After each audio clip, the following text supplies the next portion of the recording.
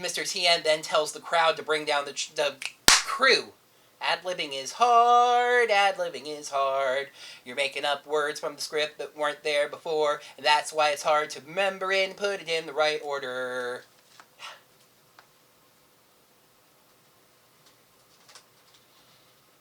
Malfunction!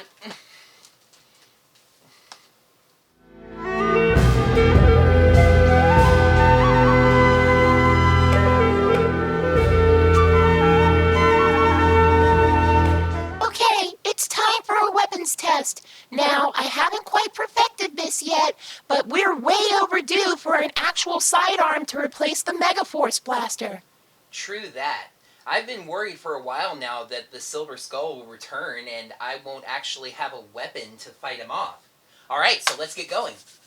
Okay, but listen, before we start, I want to warn you. Yes, I know.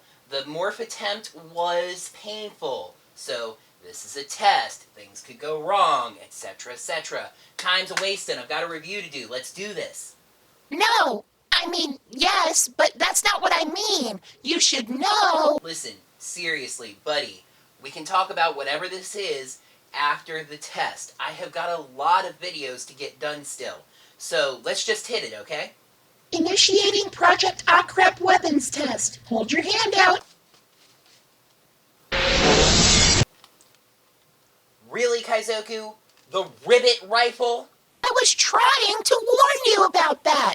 It was on sale at Toys R Us, and the design fits very well for the Techno-Magical Images reality program. We're working on a different model, but this is what we have to use for the test. Alright. Let's give it a try. The toy doesn't do that, Kaizoku. Okay, maybe I added a flourish or two. Hello there, heroes! I'm the Orange Ranger, and welcome to another Power Rangers Ninja Steel episode review. I know the return of the episode reviews is kind of off to a shaky start. I'm doing everything I can to get everything smoothly back on track. Malfunction! I'm also going to do everything I can to keep this video shorter than last time's 37-minute review. Trust me, I actually tried to cut that down. I removed 4 minutes of content from that script. It could have been even longer. Today, we're set to learn more about Preston and especially his family, as well as why a certain tree is so meaningful to the citizens of Summer Cove.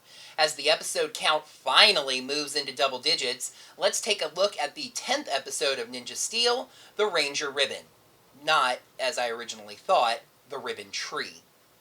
Preston takes the Rangers up a large hill. At first, they wonder where he's taking them, but they quickly realize it's the Ribbon Tree, a Summer Cove landmark where people place ribbons for significant events or relationships. For example, Calvin and Haley placed a ribbon there on their last anniversary. Which makes me wonder how the two of them didn't realize where they were going a lot sooner. Preston's brought them there because he's decided to honor their friendship by making a Ranger ribbon with all of their names in their Ranger colors. This is kind of like the clothes thing. I'm not sure that anybody would spend time just looking at and reading all the ribbons, but if they saw that one, wouldn't it be pretty easy to put together? But suddenly, a landscaping crew shows up, intending to cut down the tree to make way for a new building. This kind of doesn't make any sense. The tree is on top of a large hill in the middle of freaking nowhere. When the Rangers say they're not going to let that happen, this dude looks like he's going to go Texas Chainsaw on them. That's when Preston's dad shows up. He goes unnamed for about a third of the episode, then is referred to as Mr. Tien in a way that sounded like Mr. Chen, so you should have seen my notes for this episode. Mr. Tien is your standard money-obsessed mean boss threatening to take away the landscaping crew's Christmas bonuses if they don't get a move on. Wouldn't he have just hired a landscaping crew rather than them being his employees? And of course, Victor and Monty are interning for him because at this point the writers had given up on making them any sort of likable, instead going for Season 1 Bulk and Skull. Self-absorbed, mean, practically bullying jerks. The opening credits have added the Lion Zord, despite not only us having not seen it yet, besides in the Prism vision, but I don't really count that, but it not even appearing in this episode. It's almost like someone at Saban Brands heard my complaint about the last episode with Levi Zords and decided to double down on it. But then I remembered that these two reviews were uploaded on the same day, even if they weren't published on the same day. So unless someone in Saban Brands is spying on me, I doubt that. Coming out of the credits, we get a repeat of the previous 6 seconds before them. I'm going to touch on this later on. Mr. Tien doesn't care about the tree whatsoever, ordering Preston over to his car and telling the other Rangers that the tree is coming down. The Rangers refuse to move.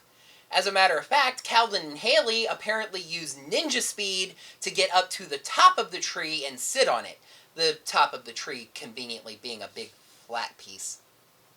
Mr. Tien, and I'm starting to wish that we got a first name for him at this point, tells his assistants, I thought they were your interns, to get the Rangers out of there.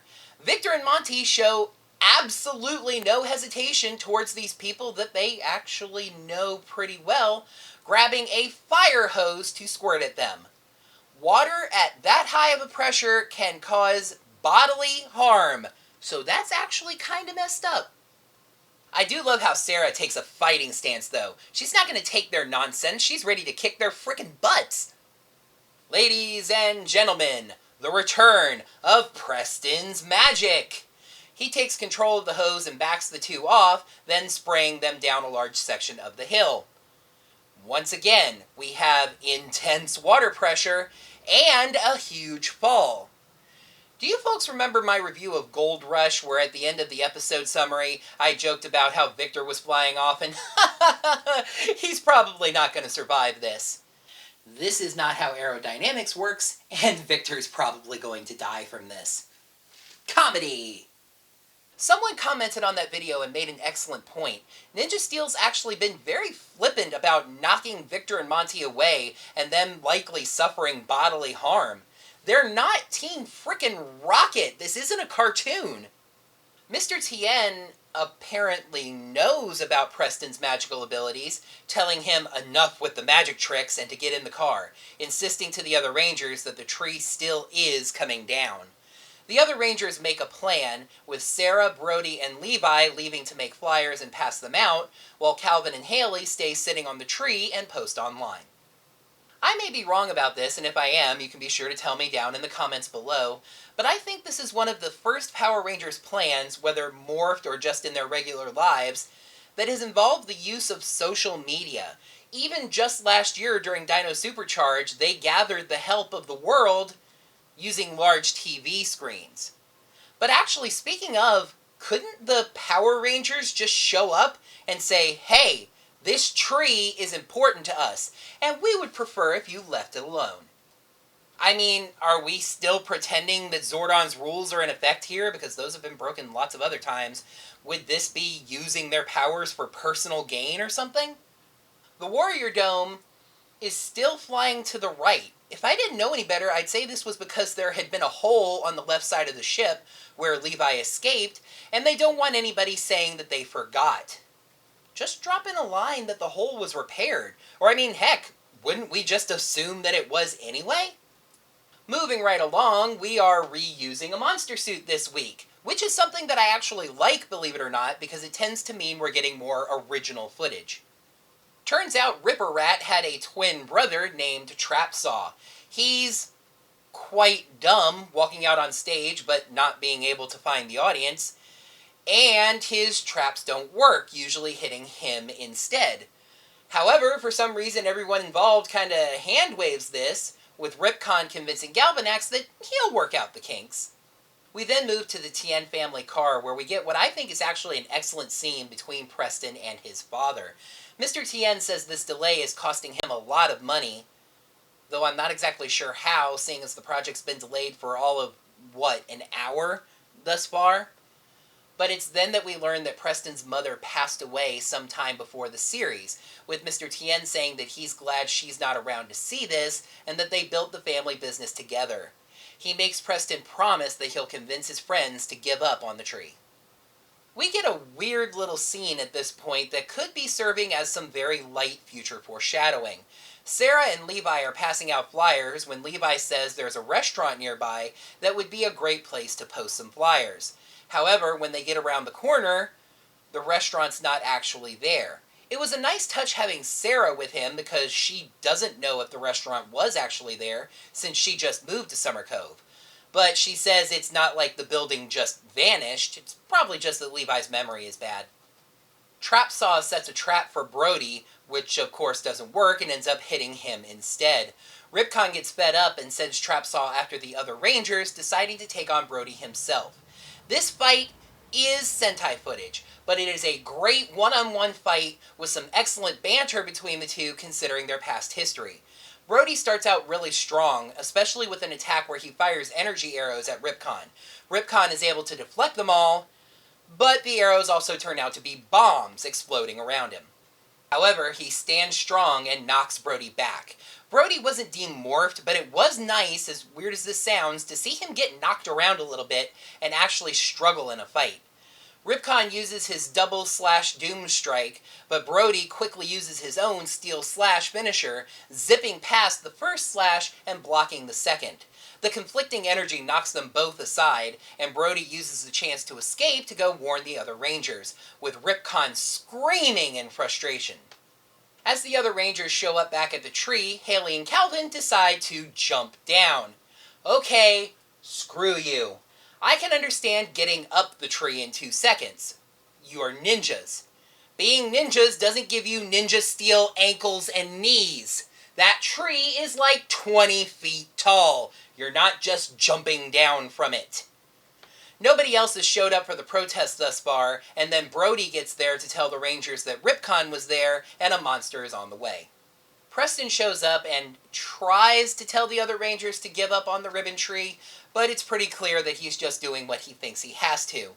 He says that his dad is not going to change his mind on this, since the only person that could sway him on anything like that was his mother.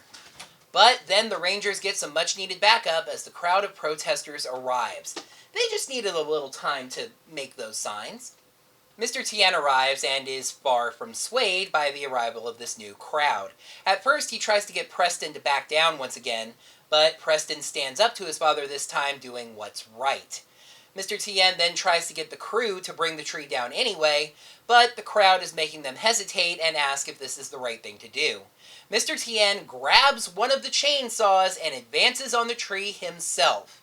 But then something intervenes as a blue ribbon comes off of the tree and lands on Mr. Tien. He reads it and realizes that it's a ribbon he placed on the tree himself, celebrating the birth of his son, Preston. He realizes that when his wife died, he repressed a lot of memories about her that are now coming back to the surface. Realizing that the tree is just as important to him as everyone else, he calls off bringing it down, to the crowd's delight. But then it's like the writers realized, oh right, this is Power Rangers, we've got a monster thing to resolve. Trapsaw attacks the gathering, for some reason blaming the ribbon tree for none of his traps working.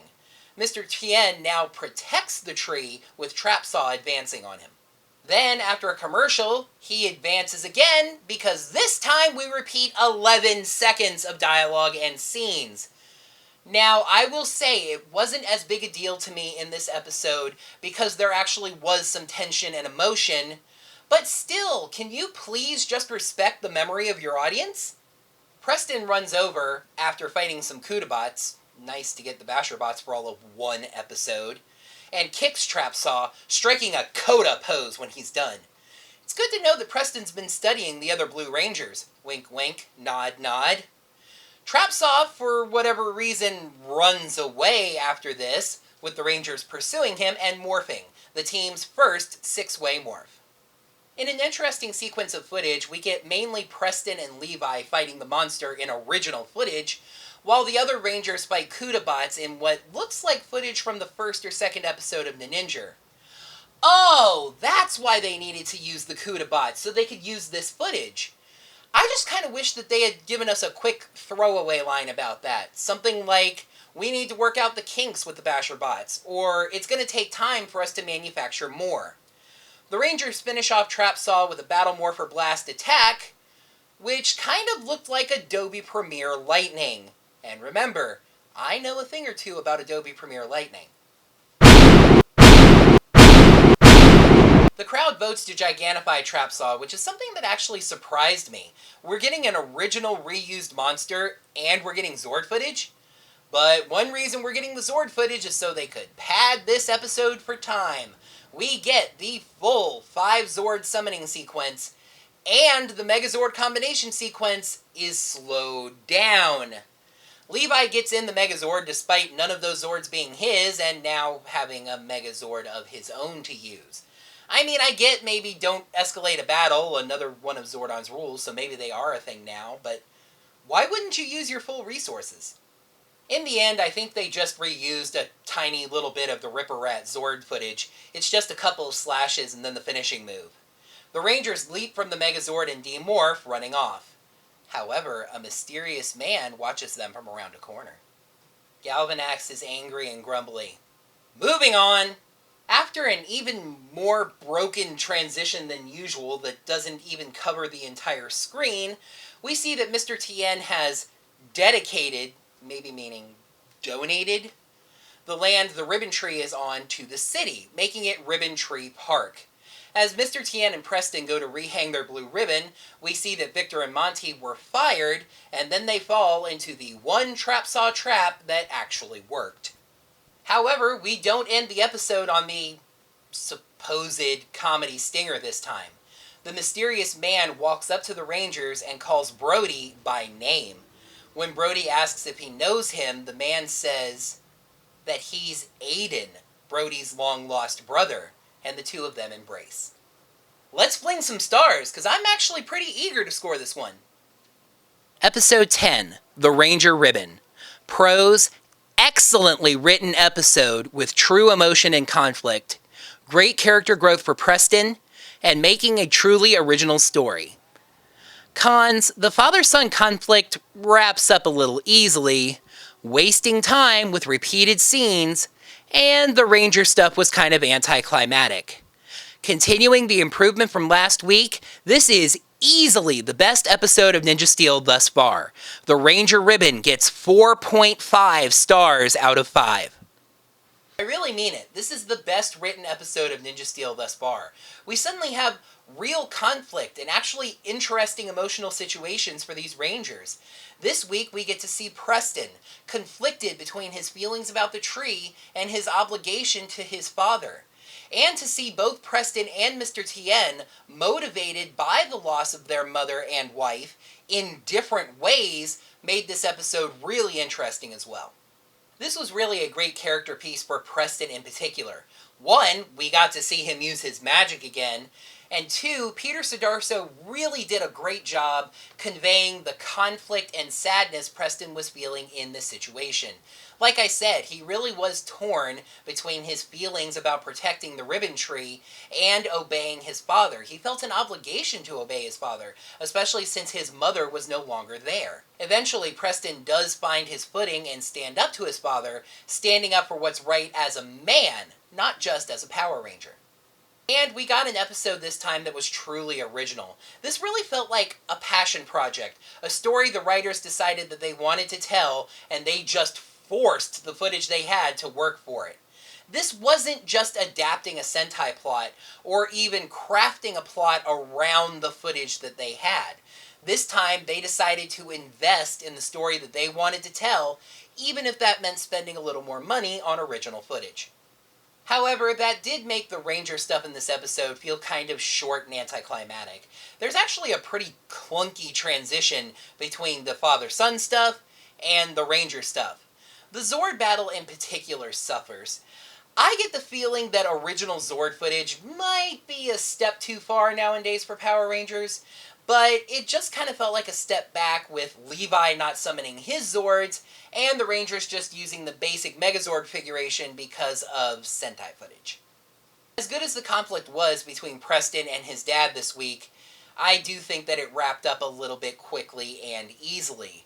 The ribbon falls from the tree, which was almost religious in its convenience, clearly his mother reaching out from some beyond, even though it's never addressed as such. And suddenly Mr. Tien remembers all the memories he repressed and pulls a character 180. I really would have approved and liked something more subtle, kind of a compromise. Maybe Mr. Tien decides he still needs to build the skyscraper, but he can make the first few floors an atrium that will contain the ribbon tree, so everybody can still come and visit it. And yes, I'm going to mention this one more time, perhaps in an effort to not mention it every single episode, but I'm getting really sick of the thing where scenes and lines are repeated on either end of a commercial break. 17 seconds today. Add 17 seconds to that Zord battle and see how much better it feels. I mean, heck, a lot of ads and commercials today aren't even that long. Most ads that air on YouTube are 15 seconds. For example, take the scene where Trapsaw was walking up to Mr. Tien and threatening him. We don't need the lines repeated, the shots going back and forth. Just come back and show Trapsaw walking up to Mr. Tien, and then Preston running over and kicking him. We remember the rest of it! But thankfully, finally, this week my gripes were just little gripes, and the quality of this episode was overwhelming. Zordon help me, I'm starting to get actually pretty encouraged for Ninja Steel. The past 2 episodes have shown a clear spike in writing quality, like the writers were finally starting to figure out these characters and what they can do with them. The actors at this point were probably also settling into their roles and getting comfortable. Maybe Ninja Steel can round the corner and actually become something in its second half. Let's see if that trend will continue by taking a peek at the 11th episode of Ninja Steel, Poisonous Plots. Brody is poisoned by Galvanax's latest contestant. Will the Rangers make the ultimate sacrifice in order to save him? That sounds pretty good, actually, so maybe so. That's going to wrap up another Power Rangers Ninja Steel episode review. Thank you folks so much as always for watching. Make sure to like the video by clicking the like button right down below. In the comments below, let me know what you thought of this episode and of my review of it. Make sure you subscribe to the channel to see all my videos, and also ring that bell icon so you get notified of whenever I post new videos like this review. Also, if you'd like to toss a little support to the channel, head to digitaltipjar.com/orangerangerbid. Anything that you can donate, I would really appreciate. Until next time, heroes, may the power protect you. Welcome to another Power Rangers Ninja Steel episode review. I know the others wonder where they're taking him, and decided to go for Season 1 Bulk and Skull instead. Well, besides in the Prism Vision, but I don't really count that. Oh, wait, yeah. But it's then that we learn that he makes Preston promise that he'll get rid of his friends at the tree.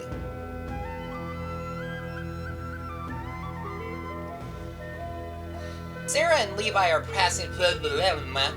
However, when they get around the corner, the restaurant's night. For some reason, blaming the ribbon tree for none of his traps coming off. Mr. Tien now protects the tree. No, none of his traps coming off. Maybe don't escalate a battle, another one of Zordon's rules, but But why wouldn't you use your full resources? I mean, Fart! We suddenly have interesting conflict and complicated emotional situations for this. This week we get to see Preston conflicted by his. We suddenly have real complicated tension and farts. And like I said, that conflict between wanting to obey his father and standing up for what's right is not having this paragraph memorized at all, especially since I didn't even mention Peter Sidarso. This kind of felt like a passion project, not a As good as the conflict between Preston and his dad was this week. No, yeah, that was right. For example, take the scene where Trapsaw was